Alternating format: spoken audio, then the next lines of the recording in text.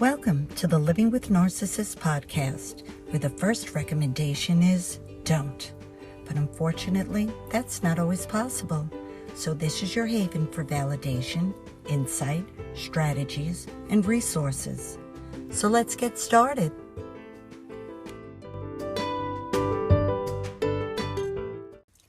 Welcome, I'm Carrie, and this is the Living with Narcissists podcast. Today's episode will focus on the avoidant attachment style and how it's related to narcissism.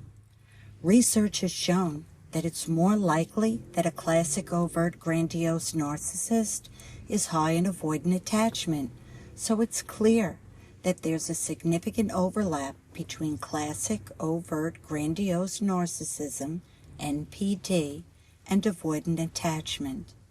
As we discussed in Season 2, avoidant attachment style is an attachment issue, not a personality disorder. However, avoidant personality disorder, one of the 3 cluster C personality disorders, which is described as the anxious fearful cluster, is a personality disorder. And the classic overt grandiose narcissist is a cluster B personality disorder, and that's referred to as the dramatic emotional erratic cluster. It's important to remember that a person can have an avoidant attachment style, a form of insecure attachment, but still not fulfill the criteria in the DSM for a cluster C or cluster B personality disorder. It's a spectrum, a sliding scale, a continuum starting with an avoidant attachment style, moving up to avoidant personality disorder, cluster C, and further up the scale is classic overt grandiose narcissism, NPD, narcissistic personality disorder, which is a cluster B personality disorder. All tend to hold a positive self-view and a negative view of others, because they don't trust other people, sometimes to the point of paranoia.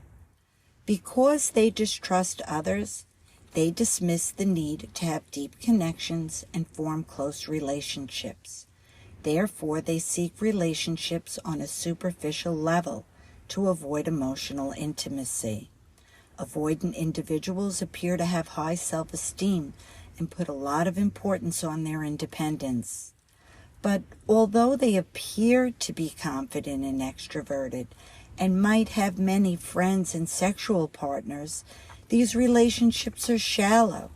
And when someone with an avoidant attachment feels things are getting serious, they close themselves off with distancing strategies, and they might even leave the relationship. All are hypersensitive to criticism and may deny the existence of natural human weakness. So they refuse help or input from others. They deny emotional difficulties, so they refuse to admit that they are sad, upset, or angry. Literally, while they are yelling at you, they will say, "I am not angry." And while they're crying, they may say, "I am not sad."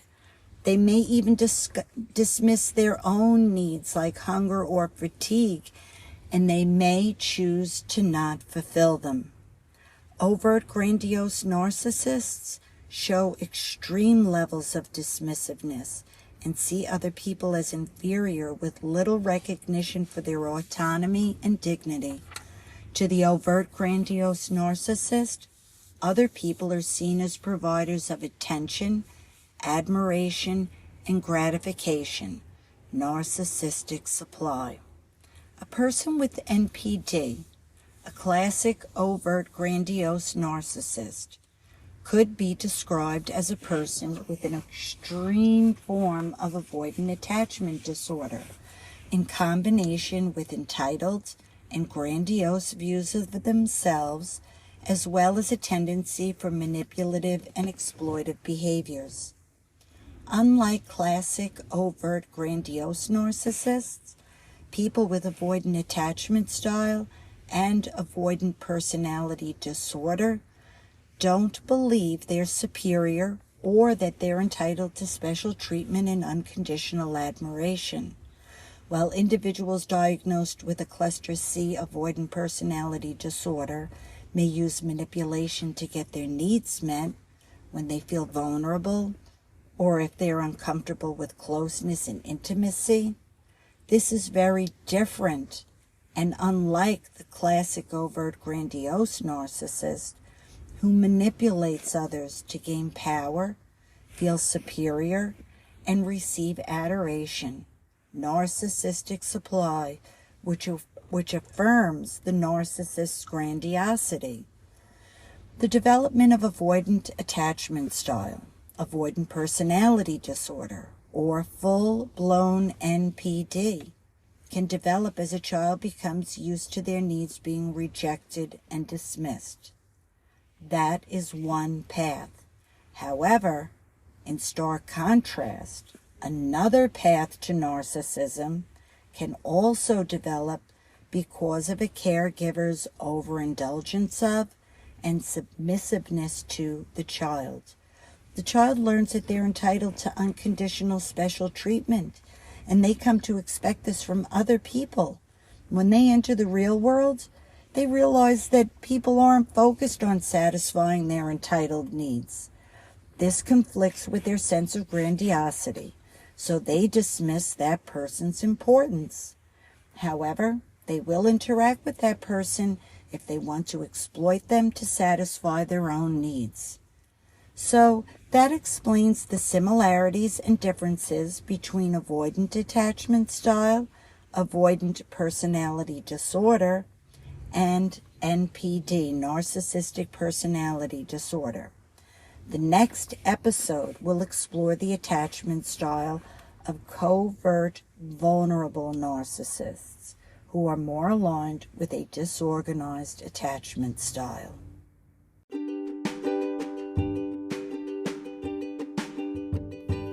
Thank you so much for joining me. I hope this information is helpful.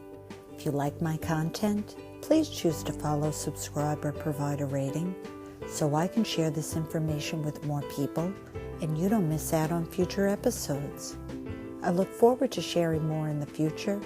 Have a wonderfully peaceful day. Till next time.